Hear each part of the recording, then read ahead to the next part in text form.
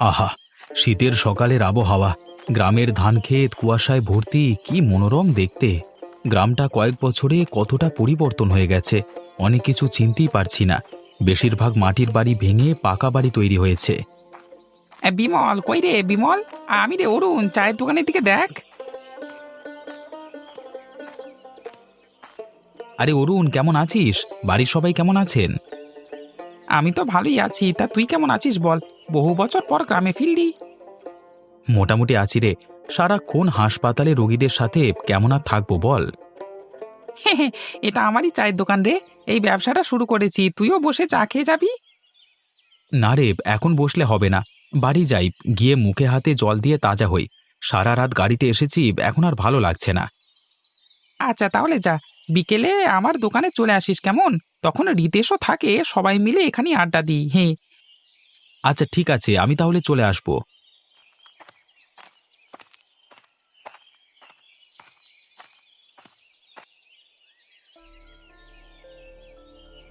নকুল, এভাবে চললে আমরা খেয়ে পড়ে বাঁচবো কিভাবে? শীত পড়ে গেল, এখনো কেউ পিকনিক করতে এলো না। আগে একটা সময় ছিল, শীতকালে পিকনিক মানেই মাঝ নদীর দ্বীপ, কিন্তু এখন আর কেউ আসে না। এটা তো তোমার নিজের দোষী হয়েছে।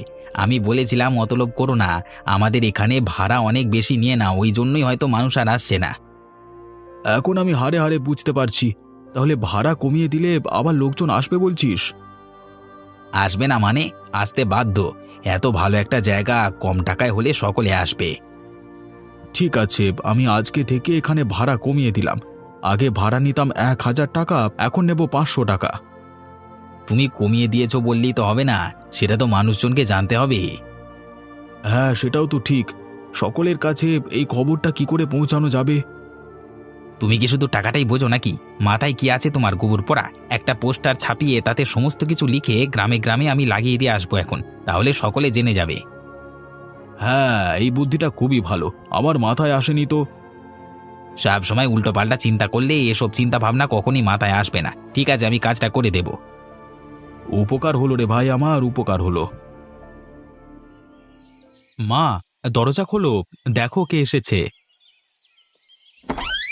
আরে বাবা, তুই হঠাৎ করে চলে এলি, আমি খুবই আনন্দিত হয়েছি।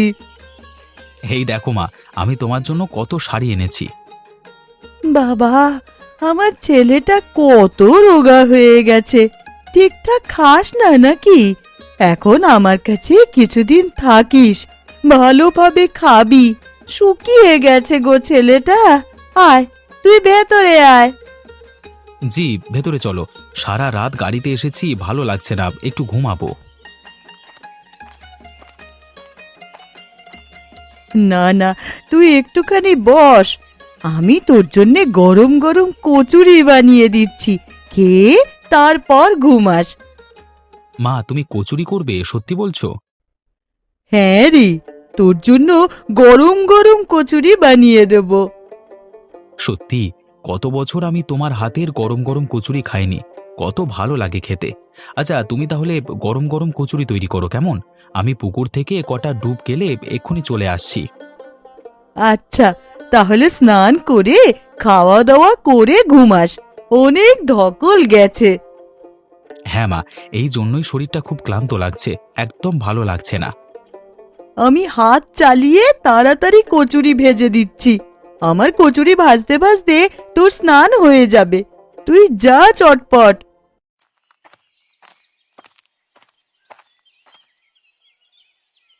তুমি এসে গেছো? বসো, আমি পানি নিয়ে আসছি। আরে না না, ঠিক আছে, আমি নিয়ে নিচ্ছি। তোমার কাজের খুব চাপ আমি দেখতে পেয়েছি। তুমি যে আমায় এত ভালো করে বোঝো, এটাই আমার খুব ভালো লাগে। তোমাকে তো আমি ভালোবেসে বিয়ে করেছি, আমি না বুঝলে আর কে বুঝবে তোমাকে? বলছি শোনো না, হ্যাঁ বলো না, কি বলবে, আমি শুনছি। এখন তো কাজের চাপ, কিছুদিন পর চাপ কমলে কোথাও ঘুরে আসবে আমায় নিয়ে।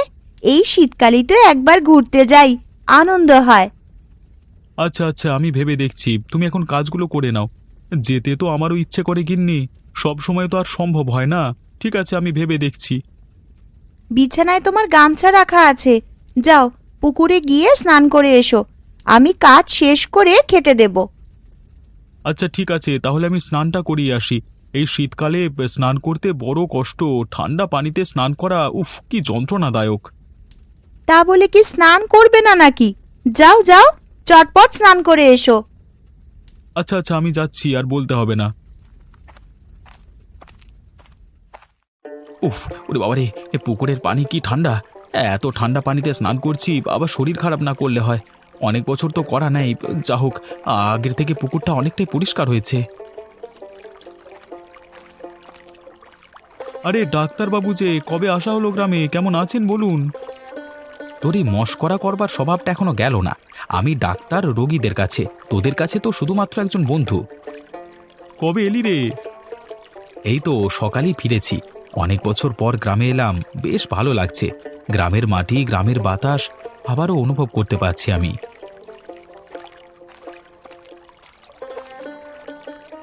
বাপরে বাপ, পানিটা কি ঠান্ডা রে! শীতকাল এলেই আমার একটা ভয়, আবার স্নান করতে হবে।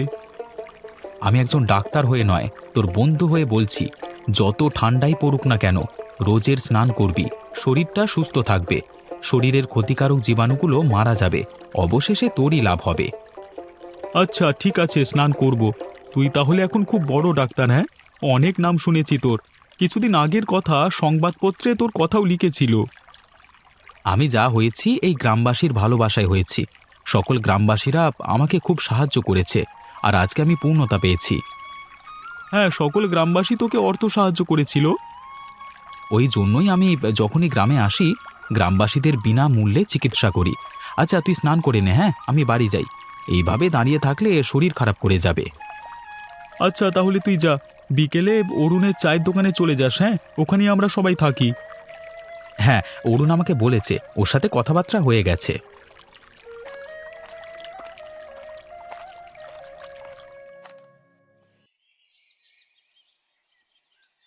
নকুল, তোর বুদ্ধিটা ঠিকঠাক কাজ করবে তো রে? আরে চেষ্টা করে দেখতে দোষ কি? এমনিতেও তো আগেরবার শীতকাল একবারে হাত ফাঁকা ছিল, যদি এবারে তবু কিছু রোজগার হয়। দেখা যাক, হলে তো খুবই ভালো। পকেটের অবস্থা যে চোখে দেখা যাচ্ছে না, তার উপর তোকে আবার খাওয়াতে হচ্ছে। সেটা তো আমি তোমার টাকায় খাচ্ছি না, আমি আমার নিজের টাকায় খাচ্ছি। মাঝ নদীর দ্বীপে তোমার বাড়ি দেখাশোনা করছি, আগের বছর থেকে একটা টাকাও আমার হাতে দাওনি, খাওয়াতে তো হবেই। হ্যাঁ, হাতি কাঁধায় পড়লে চামচিকেতেও লাথি মারে, প্রবাদটা আছে না? এখন আমার ঠিক সেই অবস্থা। এই পোস্টারগুলো তৈরি করতে আবার আমার থেকে খরচ হয়ে গেল। এই খরচের টাকাও যদি না ওঠে তখন কি হবে? তখন তো দ্বীপের ওই বাড়িটা বিক্রি করে দিতে হবে। আরে তুমি কেন এত চিন্তা করছো? এই বছরটা ধৈর্য ধরে দেখো, ধৈর্য হলো সব থেকে বড় অস্ত্র। হ্যাঁ, মুখে বুলি তো বেশ ভালোই দিচ্ছিস। আমার জায়গায় থাকলে বুঝতে পারতিস কতটা চাপ আমার উপর।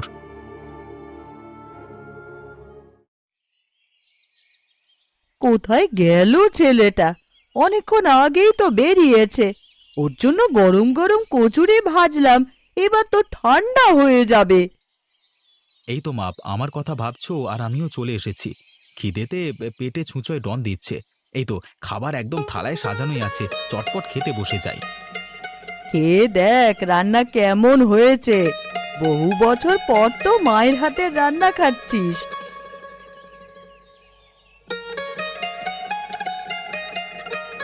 আহা, এ কি স্বাদ! এই স্বাদের ভাগ হবে না। বাবা, তোর ভালো লেগেছে? হ্যাঁ গো মাপ, আমার খুবই ভালো লেগেছে। শহরে তো রোজের হসপিটালের ক্যান্টিনে খেয়ে নিতাম। রোজ বাইরের খাবার খেয়ে খেয়ে শরীরের 12টা বাজিয়ে ফেলেছিস। সকলের খেয়াল রাখছিস ডাক্তার হয়ে, আর নিজের খেয়াল রাখছিস না তুই। এত কাজকর্ম করতে করতে আর সময় হয় না রান্না করবার। এত কাজ করতে করতে, রোগীদের চিকিৎসা করতে করতে সময় চলে যায়। এখন তো আমার কাছে আছিস কিছুদিন, এই কিছুদিনে ভালো মন্দ পুষ্টিকর জিনিস রান্না করে খাওয়াবো।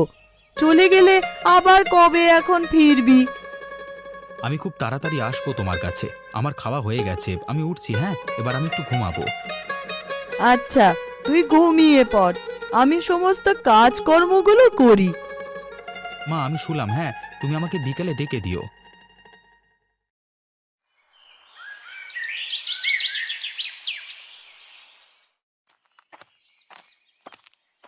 কিরে অরুণ, আমাদের গ্রামের ডাক্তারবাবু এখন আসেননি? ডাক্তারবাবু বলতে বিমলের কথা বলছিস? হ্যাঁ রে, বুঝতে পারছিস না নাকি? আর তুই যদি ওরকম ভাবে বলিস তাহলে কি বুঝতে পারি? না না, এখনো তো এসে পৌঁছায়নি। আমি যে বলে দিলাম তাড়াতাড়ি চলে আসবি বিকেলে। চলে আসবে রে, চিন্তা করিস কেন? ওই তো এক দোকানের পাশে একটা পোস্টার মারা আছে, পড়ে দেখ তো। সকলের উদ্দেশ্যে জানানো হচ্ছে, মায়া নদীর বদ্বীপের বাড়ির ভাড়া 1000 টাকা থেকে কমিয়ে 500 টাকা করা হলো। আপনারা আসুন এবং মনোরম দৃশ্য দেখে যান। আচ্ছা, পড়ে কি বুঝলি? কি আবার বুঝবো, 1000 টাকা থেকে ভাড়া 500 টাকা করা হয়েছে, ভাড়া কমে গেছে এটাই। আরে তুই কিছু বুঝিস না, ভাড়া কমে গেছে, এখন শীতকাল চলছে, মানে নদীর মাঝে পিকনিক করতে হবে, বুঝলি? আরে সাবাস, ভালো কথা বলেছিস তো। পিকনিক মানি তো আনন্দ। আবার এখন আমাদের সাথে পুরনো বন্ধু বিমলও আছে। হ্যাঁ, কিছুদিনের মধ্যেই পিকনিকটা করে ফেলতে হবে, বিমল তো আবার শহরে চলে যাবে। বিমল কোথায় গেল বলতো? ও এলে আলোচনাটা বেশ ভালোভাবে করা যেত। সারা রাত গাড়িতে জেগে জেগে এসেছে, মনে হচ্ছে সে ঘুমাচ্ছে এখন। আরে আজকে না এলে কালকেও আলোচনা করব, ও তো এখন 15 দিন আছে। তোর মাথা আমার মন্টু। আগেরবার যখন এসেছিল তখন বলেছিল 1 মাস থাকবে, কিন্তু 1 সপ্তাহ পর একটা চিঠি এলো ঘরে, তারপর চলে গেল, ওই জন্যই বলছি। বিমল, বাবা বিমল, উঠে পড়, বিকেল গড়িয়ে সন্ধ্যা হতে চললো। আরে 5টা বেজে গেছে, বাইরে তো সন্ধ্যা নামছে। তুমি আমাকে আগে ডাকোনি কেন? আমি তোকে সেই কখন থেকে ডাকছি, তুই তো ঘুমিয়ে কাদা, তাহলে আর উঠবে কি করে? আজকে মা একটু বেরোচ্ছি, রাতে ফিরে আসবো। আচ্ছা, এই চাদরটা নিয়ে যা, বাইরে ভালো ঠান্ডা আছে।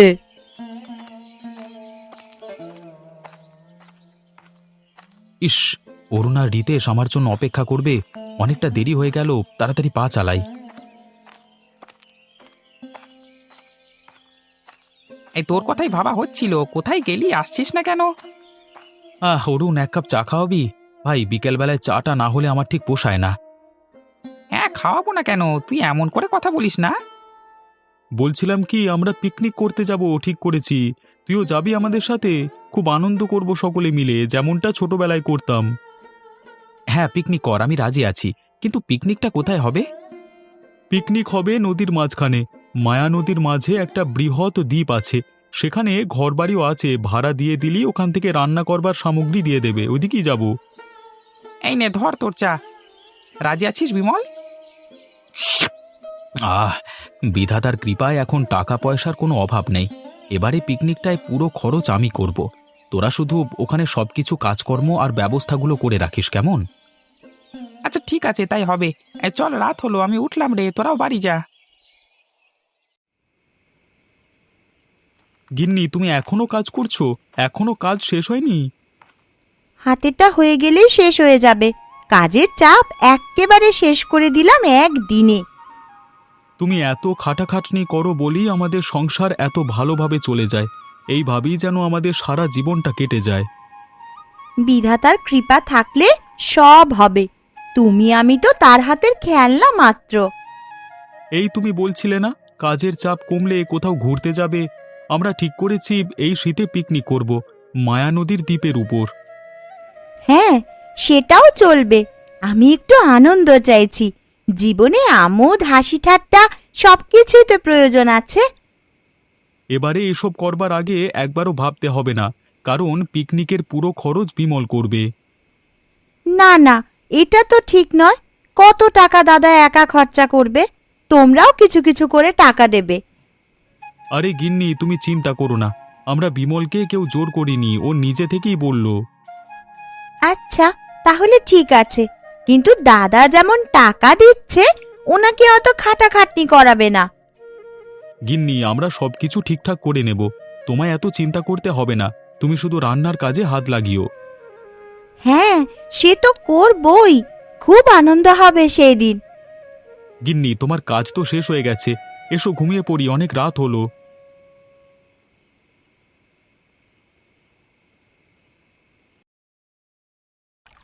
এই রিতেশ কোথায় গেল বলতো? ওর জন্য তো দেরি হয়ে যাচ্ছে। চলে আসবে এক্ষুনি, কোনো কাজ করছে মনে হয়। সব কিছুতেই ওর দেরি, ভালো লাগে না। আর এত দেরি করলে হয়? ওখানে গিয়ে তো সবকিছুর ব্যবস্থা করতে হবে। অরুণ তুই চুপ কর। ওই তো ওই দেখ, রিতেশ আর বৌদি চলে এসেছে। আমি চলে এসেছি, চল সবাই। এমনভাবে বলছি এসে যেন রাজকার্য করে এলি। চল তাড়াতাড়ি গিয়ে সবকিছু প্রস্তুত করতে হবে। হারা কাকু একটু তাড়াতাড়ি চলো, দ্বীপে পৌঁছে আবার রান্না বান্নার ব্যবস্থা করতে হবে।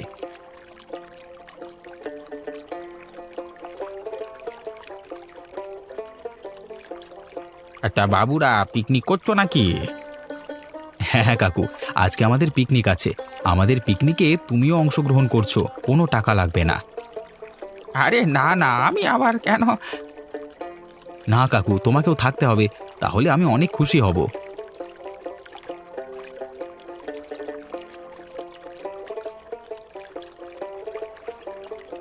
এই তো আমরা আমাদের গন্তব্যস্থলে পৌঁছে গেছি। এটাই হলো সেই দ্বীপ। এই তোমরা সকলে আনন্দ করো, আমিও খাবার সময় চলে আসবো। কাকু তোমার কত টাকা হয়েছে?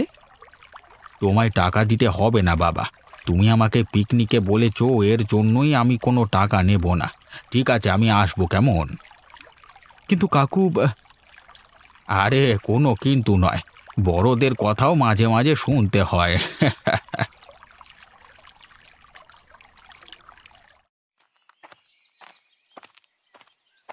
বাবুরা এইদিকে আসুন, এইখানে জায়গাটা বেশ ভালো, আপনারা পিকনিক করতে পারবেন ভালোভাবে।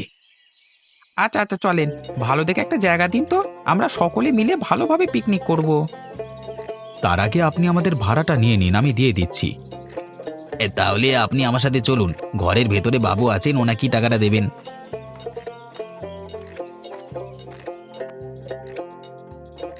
আপনি খগেন বাবু, এই নিন আপনার ভাড়া 500 টাকা। আপনারা ভালোভাবে আনন্দ হইচই করুন, কিছু দরকার হলে এখানে চলে আসবেন, আমাদের পেয়ে যাবেন কেমন? আমরা সমস্ত রকম ভাবে আপনাদের সাহায্য করে দেব। অসংখ্য ধন্যবাদ আপনাদের, তবে জায়গাটা অনেক সুন্দর। কাকিমা, একবার এদিকে আসুন, রান্না প্রায় হয়েই গেছে, একটু চেখে দেখবেন, যদি ঠিকঠাক না হয় তাহলে আরেকটু ভালো করে দেব। ওই 1 পিস মাংস তোলো, আমি আর তুমি খেয়ে দেখি, তারপর তো বিচার করা হবে। এই যে, খেয়ে একটু বলুন তো কেমন হয়েছে। মাংসের যে রং এসেছে দেখে মনে হচ্ছে ভালোই হবে। হ্যাঁ, সবকিছু ঠিকঠাকই আছে, আর একটু ঝাল দিলে ভালো হতো। কাকিমা, সকলে তো সমান ঝাল খায় না, তাই এই রকমই ঝাল দিয়েছি। সকলে যদি খেতে না পারে তাহলে আনন্দ কিভাবে করবে? তাহলে রান্না একদম পারফেক্ট হয়েছে।